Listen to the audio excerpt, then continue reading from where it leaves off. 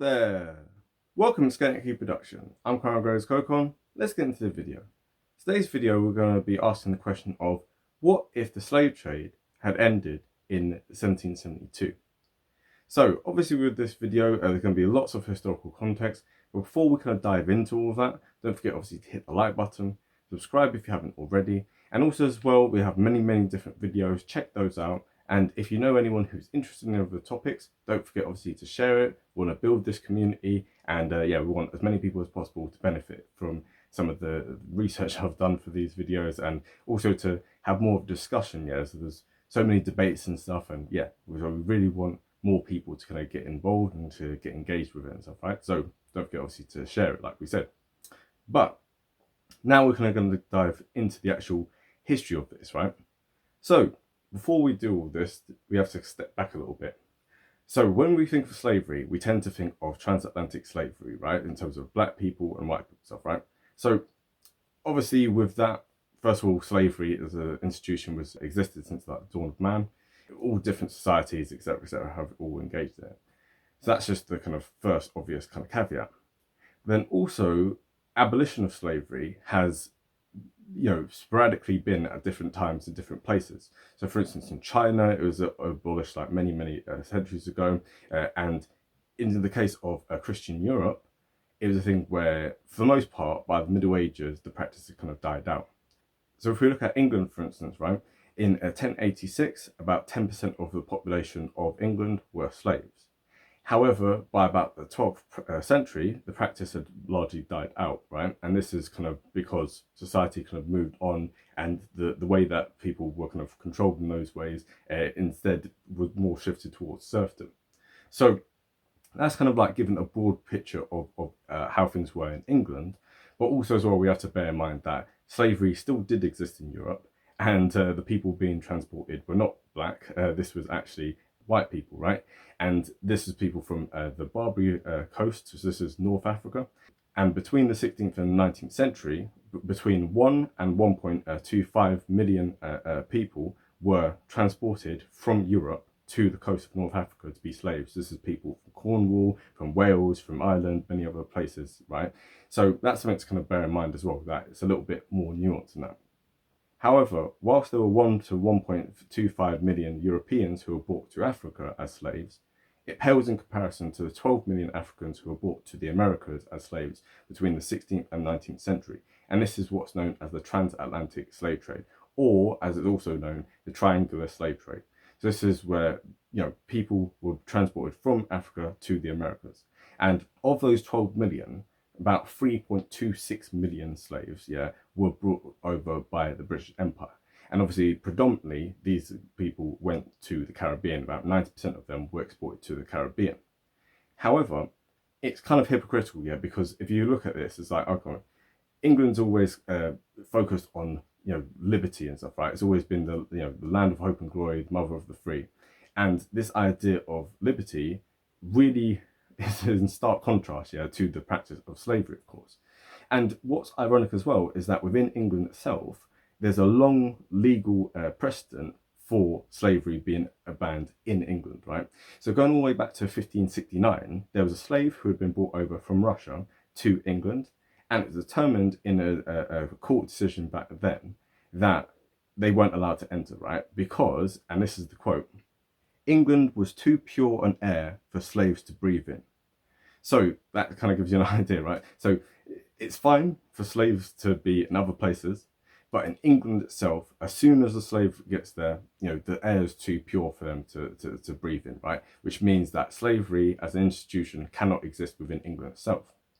Now, fast forward all the way to 1701, and there was another court decision, so the Lord Chief Justice then, he upheld the decision, which basically said that upon a slave entering England, they immediately became free, right? So this kind of building on from the case before. So before it's saying slaves can't enter, now it's saying if a slave does enter, as soon as they touch English soil, they're now free. Now this decision was repealed in 1729 by a later court decision. However, in 1763, there was another decision, in which the original ruling was reinstated. And in 1772, this is when you had the famous Somerset versus Stuart case, right? So Obviously, when I was doing research for this, obviously like read lots of things and stuff, but I also try and look at different YouTubers, yeah, to give their kind of take on things. And lo and behold, who do I find who's done a video on this? But my good friend lee-shelton, MA. So he's a mobile historian, he's a blue collar scholar, as he calls himself. And if you want any kind of research to do with any kind of like court decision, whether it's the Supreme Court in America or any kind of thing like that, he's your man to go to and stuff, right? He knows everything, right? Everything. So definitely check him out, subscribe to his channel, like his videos, etc., etc. Much love to him, right? So within the Somerset versus Stuart case, so you had Somerset, who was a slave from the colony of Massachusetts, and he had been brought over to England by his master, who was Stuart. So in this court decision, it was determined, yeah, that, because what happened is that Stuart wanted to, re-enslave him, right? He wanted to sell him, not in Massachusetts, but he wanted to sell him to Jamaica. So what was determined in that court decision in 1772 by Lord Mansfield was that, again, it's this upholding of the previous decision, which is that England's air is too pure for a slave to breathe in. So this obviously, like you said, is a huge hypocrisy, because at the time, this is when the slave trade within the British Empire actually was ramping up. So with this alternative history, we're going to imagine, what if basically the slave trade had been banned, not just in England, not just, but across like the whole of the British Empire, right? That's what we're going to look at now. So obviously we have to say the massive caveat, like we say with all of our videos, which is this would never happen. And the obvious reason this would never happen is because 1772 is a long way away from 1807, when the slave trade was actually abolished within the British Empire. And it's even further away from 1833 to 1838, when the practice of slavery was fully abolished within the British Empire. So we have to understand, obviously, that society moves at a certain pace. We have to understand that elite interests move at a certain pace, and with so many people in Parliament who had their fingers dipped in so much of the institution of slavery, for them to actually decide to make a decision, because this court decision like affected England, but to make laws which would have impacted the entire empire, this would have required a vote in Parliament, and at this point abolition movement was just not there, so it just wouldn't have happened. However, that's what we're going to kind of like imagine of what would happen if the slave trade within the British Empire had been ended in 1772. So first off, the massive thing to kind of say is that the transatlantic slave trade, actually, it didn't just continue after the decision, it actually ramped up. So between 1775 and 1807, right, slash 1808, so this is when the slave trade ended, first of all, respectively, for the British Empire, and then the year after with the American colonies, right? So within this period here, roughly 1.2 to 1.4 million slaves were transported by the British Empire slash the Americans, right, to the Americas. So, obviously the vast majority of these went to the Caribbean, but as a whole, about 40% of the total slaves which the British Empire brought over to the Americas came in this period, right? So this kind of gives you an idea of just how much the scale was. Actually, it kind of ramped up. And actually, when it comes to the United States, it ramped up at an even faster rate. So paradoxically, what ended up happening is that just at the moment when you can see an end to the slave trade, this is when the slavers decide, right, okay, this is when eventually this practice is going to be made illegal. Let's get as many slaves in as possible, and while we still can. So now we're going to be looking at 4 different things, right? We're going to be looking at the societal impact of this decision. We're going to look at the economic impact of the decision. We're going to be looking at the cultural impact, and also we're going to be looking at the impact on the transatlantic slave trade in its entirety, right, as a result of this decision being made. So buckle up, and now we're going to dive straight in. So talking about the societal impact of it, right, paradoxically, this decision had a huge impact on the American war for independence and like the whole movement for independence.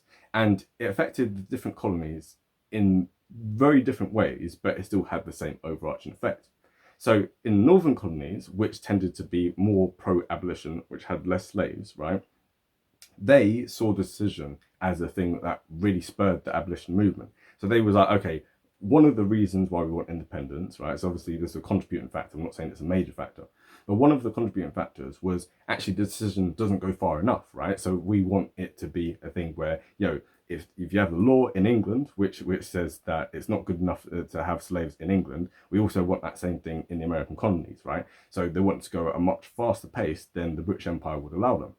Paradoxically, many of the Southerners, right, so many of the founding fathers, in particular from Virginia, they owned slaves. And for them, they saw the writing on the wall, right? So many people in the South wanted to split away from the British Empire. And one of the contributing factors to that was because of this decision. So they saw, okay, eventually they're going to, the Brits are going to try and like get rid of the institution of slavery for us, right? So we're going to rise up in order to make sure that that doesn't happen.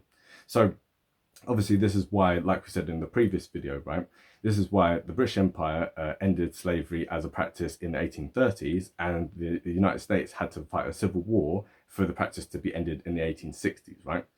So what we can imagine in this timeline is actually, if the decision had been made that the practice of the slave trade is going to be ended not in 1807, but right now in 1772, I think that this would have really spurred on the American Revolution. And I think instead of the war for independence starting in 1775, it might have started in 1772, right?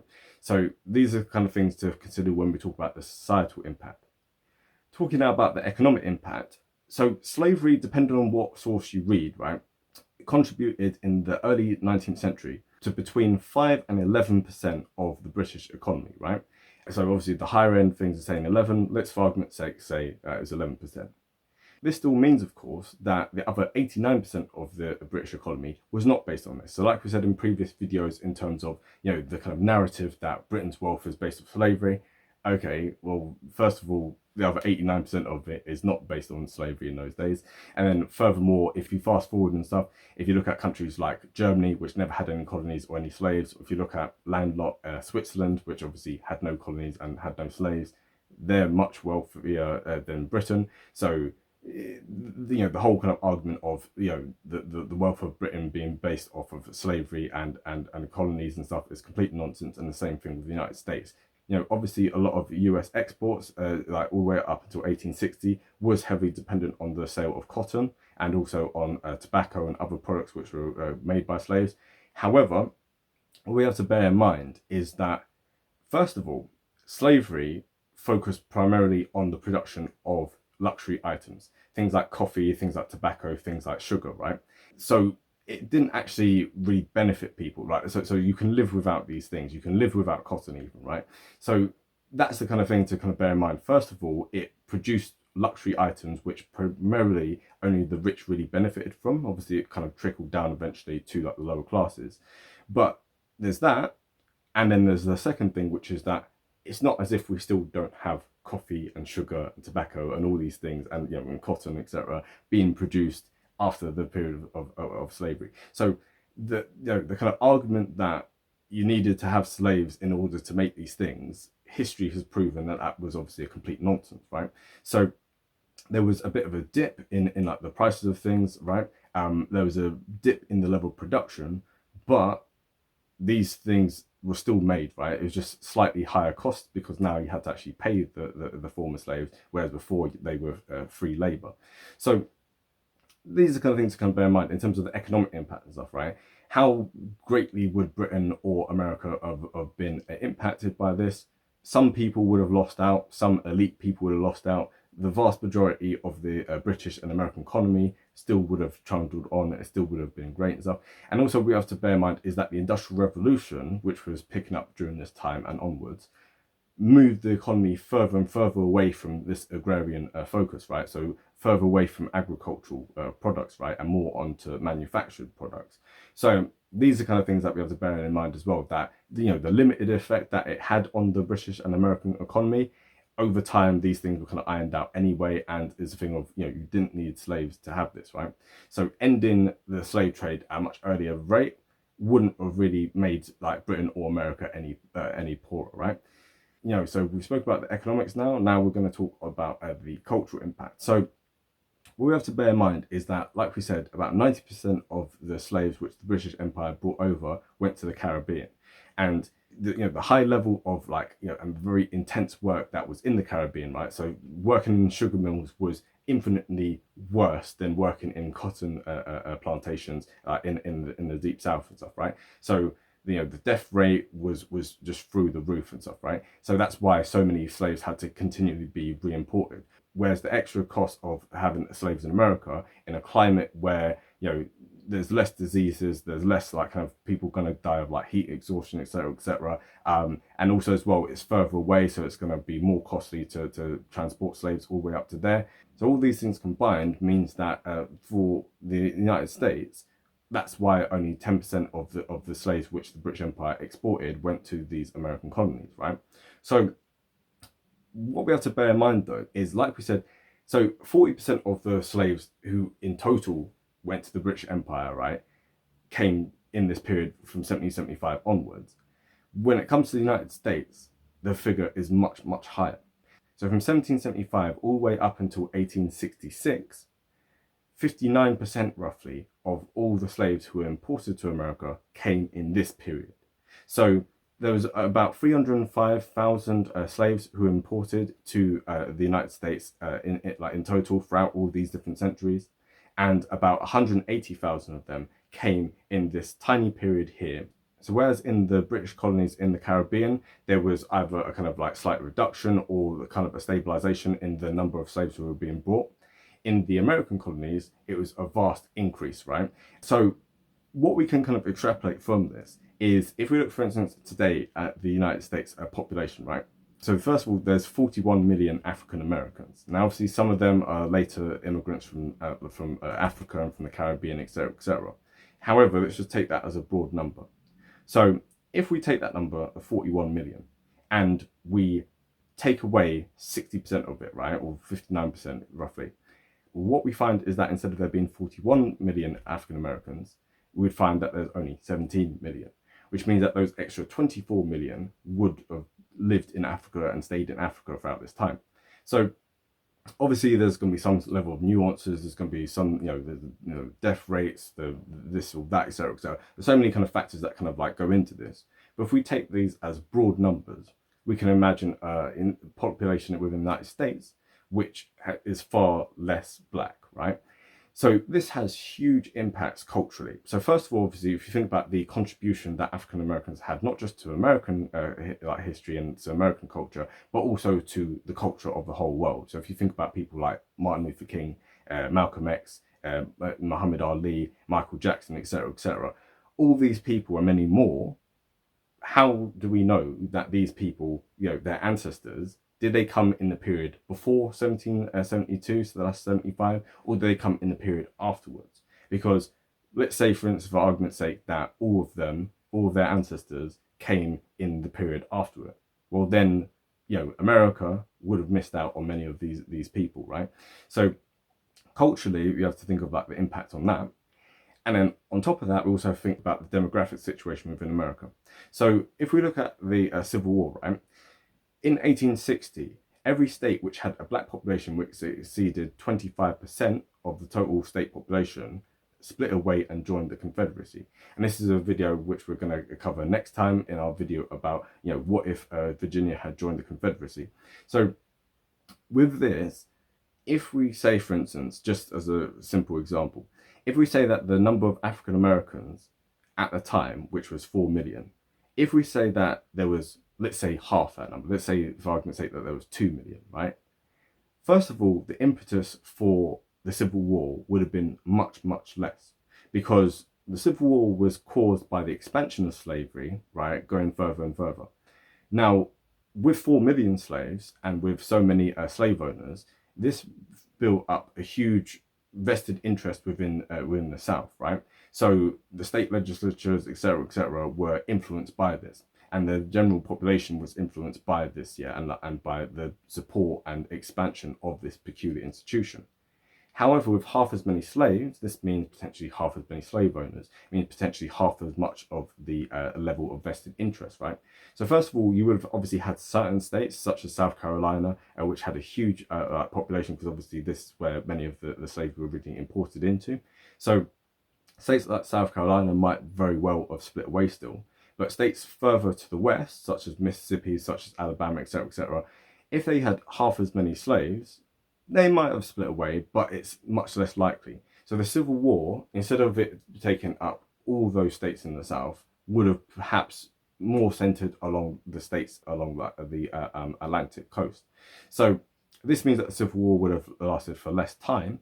It would have meant less of a kind of like debate in terms of the kind of issue of abolition, and also it would have meant that the level of discrimination and terrorism which African American population faced would have been much less. Now, the reason I say that is because paradoxically, the larger a population is which has been discriminated, the more repression there ends up being. So if we look, for instance, at the US states which had the smallest African American population, these are the states which had the least levels of enforced segregation, which had the least discrimination, right? However, the states which had the largest African American population, such as Mississippi and South Carolina, were ones which had the strictest enforcement of these rules. And that's a way, obviously, of keeping down the black population. So even if we look at northern states, right, states which had very low levels of African American populations, if you look at the period before the Great Migration, which we spoke about in other videos, in the period before the Great Migration, you had African Americans in New York, in LA, in Chicago, right? And they tend to live on the same street as white people, right? In kind of desegregated neighborhoods. However, when you had the mass influx of people through this Great Migration as a result of the discrimination from the South, right? And so lower job opportunities and also just like blatant terrorism and discrimination, many millions of African Americans fled to the North. And when they fled to the north in such large numbers, they end up being a white backlash from the northern population. So this is where you're having white flight from certain neighborhoods, so places like Compton, places like Harlem, etc., etc. Lots of white people end up moving out. And then also you're having redlining. So this basically end up creating ghettoization. This is where you're having communities, even to this day, which are like 90% plus African American, right? So can we imagine, for instance, a situation where Compton has half as many African Americans, where Harlem has half as many African Americans, etc., etc.? So when we think about the huge kind of like societal impact that this has, never mind with regard to music and film and all the rest of it and stuff, right? If we think about the huge contribution that African Americans have had to for America, right? If we half that, there's half the influence. So instead of having about 14, 15, 16% of the population being African American, instead in this timeline, it's about 7 or 8%. So yeah, so that explains the kind of like cultural impact. And then if we look at the transatlantic slavery in general, right, not just in the British Empire, but in the other empires, we also would see similar patterns, right? So what I mean by this is this: when Britain abolished the slave trade, and when it later abolished slavery, what you end up seeing is effort and a real push to end these practices in other empires, right? So obviously you had the French, you had the Spanish, and you had the Portuguese. And what you find in the same period is, for instance, with the Portuguese Empire, a huge spike in the number of slaves being imported to Brazil, right? In this period after 1775. And you see the same thing with the French, you see the same thing with the Spanish. So if the British Empire ended the slave trade 35 years before it ended up actually ending itself, right? You basically take everything which happened in the Americas with regard to slavery and bring it forward by about 20 or 30 years, right? So whenever slavery ended up being abolished in the Spanish Empire, in the Portuguese Empire, in the French Empire, fast forward this about 20 or 30 years, right? And think about the huge impact that has in somewhere like Brazil, in somewhere like Haiti, in somewhere like Dominican Republic, etc., etc. When we think about all these things, we can see how much of an impact such a decision would have been. So to have actually stuck to the principle that that England's air is too pure for slaves to breathe in, if that same principle had actually been applied to Britain's colonies, then the world would, in my opinion, been in a much better place. So now we've kind of covered that. Obviously, I want to hear what you think in this, right? If I missed anything out, if there are things that you think I've got wrong, basically just let me know your thoughts on this matter, yeah, because obviously it's very, very interesting. It's very kind of emotive like topic and stuff, which affects all of us today. And Also as well, don't forget obviously to hit the like button and subscribe if you haven't already. Hit the bell button so you stay notified for when we have videos coming out. And like we said, the next video is going to be what if Virginia had never joined the Confederacy, right? So we're going to look at like kind of the ripple effect that would have had on the American Civil War and on like American culture in general. And yeah, in the meantime, have a great day and bye.